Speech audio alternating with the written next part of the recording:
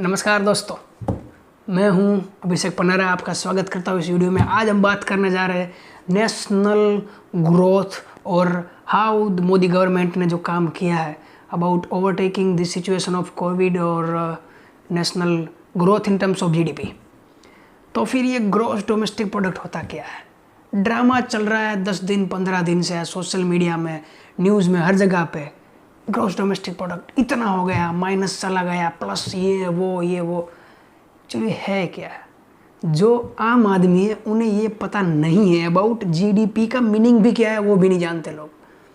सिर्फ इतना पता है लोगों को कि जीडीपी ग्रोथ रेट, जहाँ भी ग्रोथ की बात आती है ना, तो वो बढ़े तो अच्छा, गिरे तो नहीं अच्छा।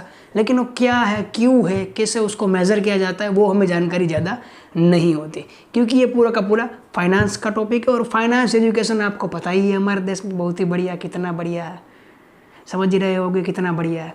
ठीक है, तो फिर चलते हैं हम इस वीडियो में बात करेंगे अबाउट जीडीपी और देश के ग्रोथ के बारे में। नमस्कार दोस्तों, आपका फिर से स्वागत है इस वीडियो में। आज हम बात करने जा रहे हैं about GDP, gross domestic product क्या होता है। ग्रॉस डोमेस्टिक प्रोडक्ट यानी कि किसी भी कंट्री में with in the country only goods और सर्विसेज जितने प्रोड्यूस हुए, कितने प्रोड्यूस्ड हुए विद इन सर्टेन टाइम, यानी कि उसको क्वार्टर में भी गिना जाता है। क्वार्टर बता दूं मैं आपको कि एक साल में 4 क्वार्टर आते हैं, 3-3 महीने के क्वार्टर गिने जाते हैं, और ईयरली यानी कि 12 महीने। ये भी पॉइंट में इन डिटेल आपको बता रहा हूँ। तो जीडीपी कैसे गिना जाता है और जीडीपी एक्चुअली है क्या? जीडीपी यानी कि ग्रॉस डोमेस्टिक प्रोडक्ट, उसका फुल फॉर्म है। जीडीपी का मीनिंग ये नहीं है। जिसको भी पूछोगे जीडीपी क्या है, ग्रॉस डोमेस्टिक प्रोडक्ट, वो फुल फॉर्म है, वो मीनिंग नहीं है। मीनिंग ये है कि with in a certain period, यानी कि किसी एक समय को माप लीजिए, आप क्वार्टर को ले लीजिए या फिर ईयर को ले लीजिए, उतने समय में टोटल गुड्स और सर्विसेज कितने प्रोड्यूस्ड हुए विद इन अ कंट्री। किसी एक देश में कितना गुड्स और सर्विस प्रोड्यूस्ड हुआ, वो उसका जो मापदंड है, उसका जो टोटल किया जाता है, उसको बोला जाता है जीडीपी। यानी कि हम बात करेंगे जीडीपी में कौन कौन सी चीज़ें जो है वो इंक्लूड होती है। हमारे, मैं आपको बता दूँ, सेक्टर होते हैं, 3 सेक्टर होते हैं: agriculture sector, manufacturing sector and service sector. ये तीनों सेक्टर में से टोटल प्रोडक्शन कितना हुआ, उसकी टोटल की बात कर रहे हैं हम यहाँ पे।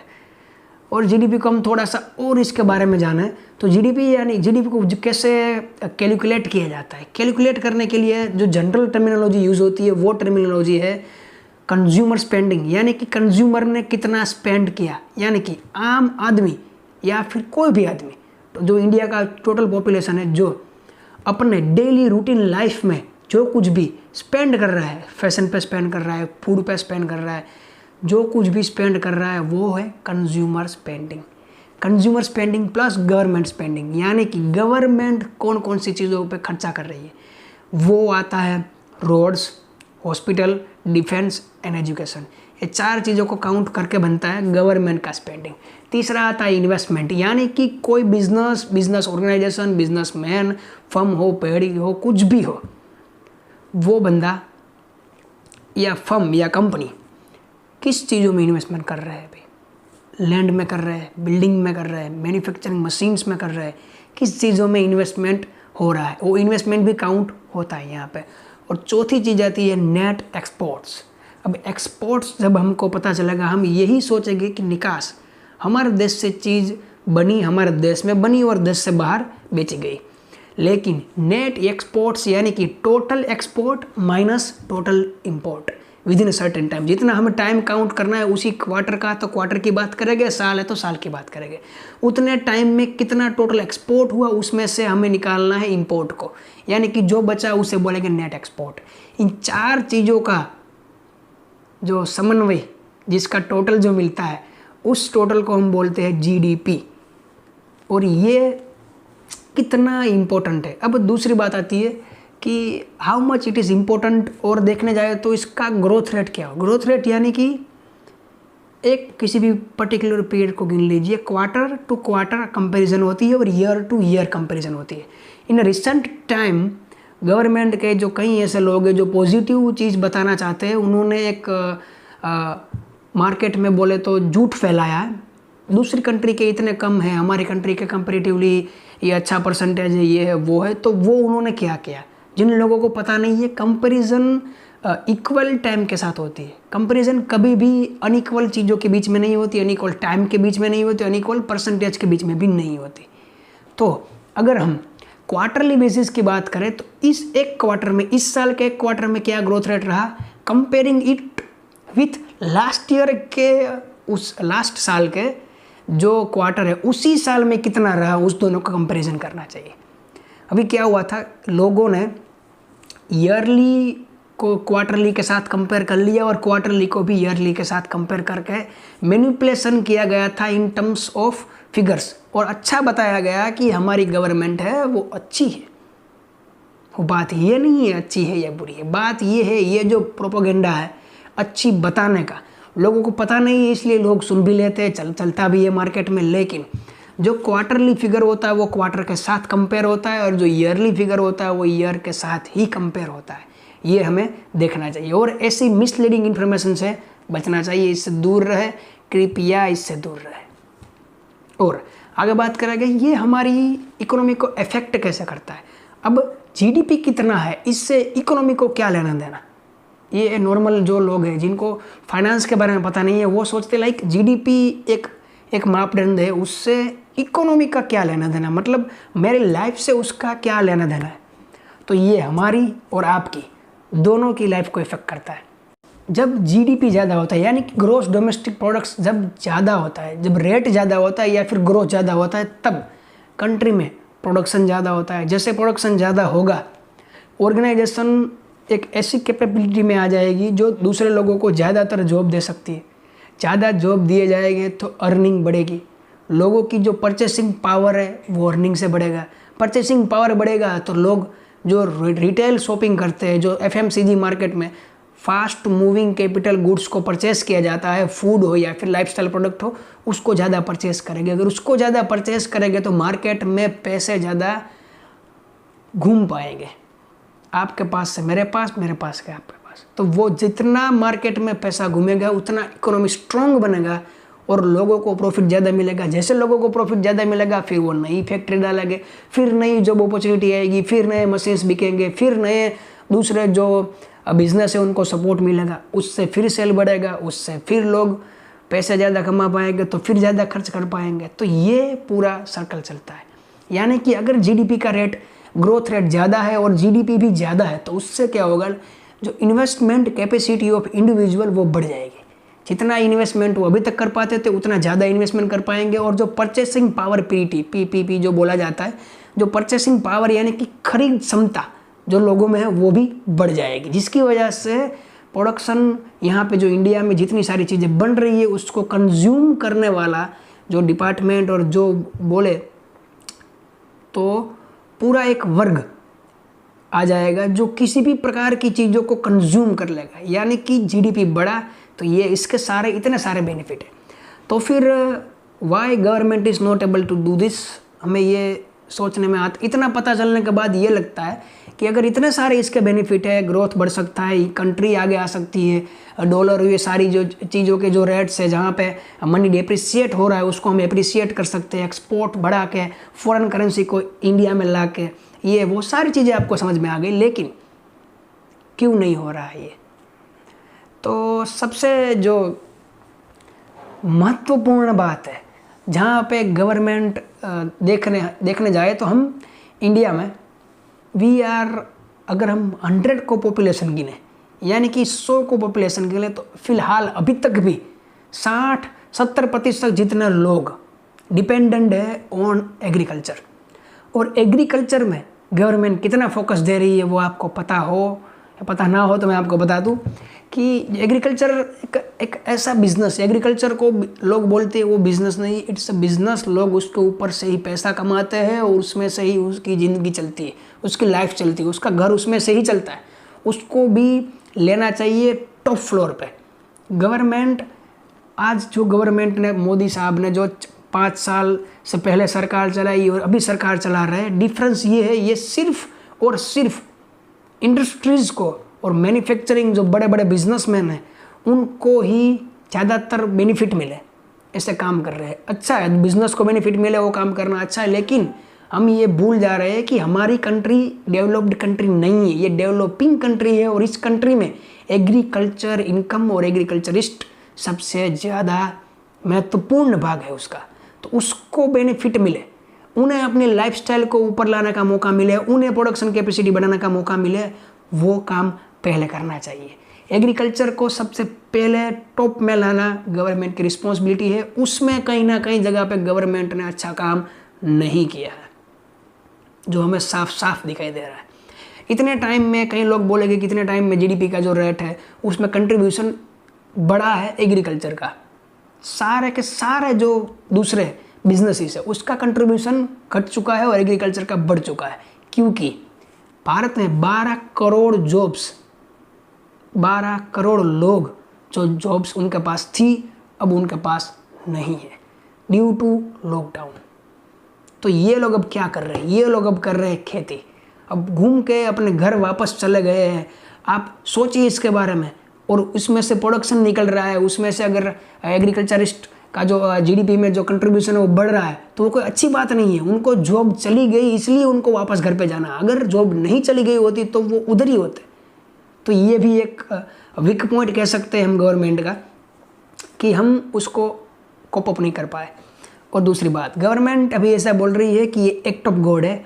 It is 100% truly agreed with that कि ये एक्ट ऑफ गॉड ही है। इसमें हम जहाँ तक WHO और चाइना गवर्नमेंट्स ने जो काम करना चाहिए था वो नहीं हुआ, इसकी वजह से ये सब कुछ हुआ है, इसको हम मान लेते हैं, ठीक है।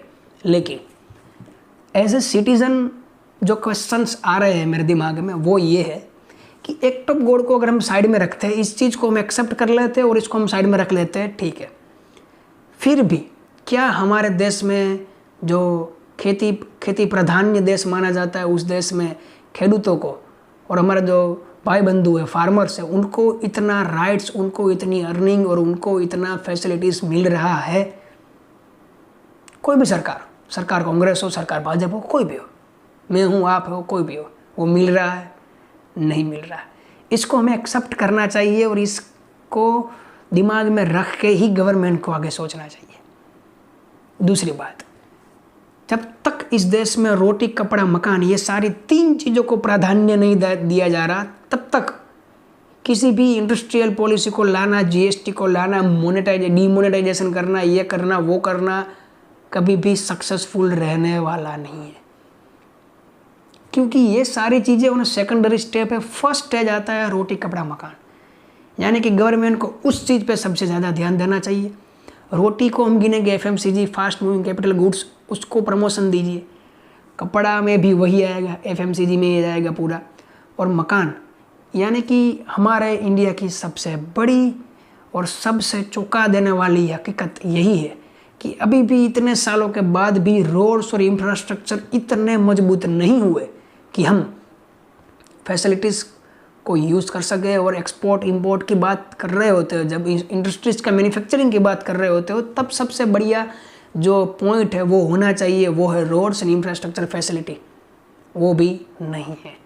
यानी कि गवर्नमेंट अगर जितना भी सोचे, गवर्नमेंट में कई सारे बड़े बड़े एक्सपर्ट्स बैठे हुए, लेकिन कभी कभी ऐसा होता है जो सरकारें रिमोट कंट्रोल पे चलती है उनमें कईयों का नहीं चलता, कईयों का चलता है, होता रहता है। लेकिन बात यहाँ पे है कौन से टॉपिक को ध्यान में लेना चाहिए। ये जो सारे टॉपिक्स थे उसको गवर्नमेंट को ध्यान में लेना चाहिए, और जो सामान्य आदमी है उसको अपने राइट्स इस चीज़ में मांगने चाहिए। अपने आवाज़ को उठाइए, सोशल मीडिया पे उठाइए, फेसबुक पे उठाइए।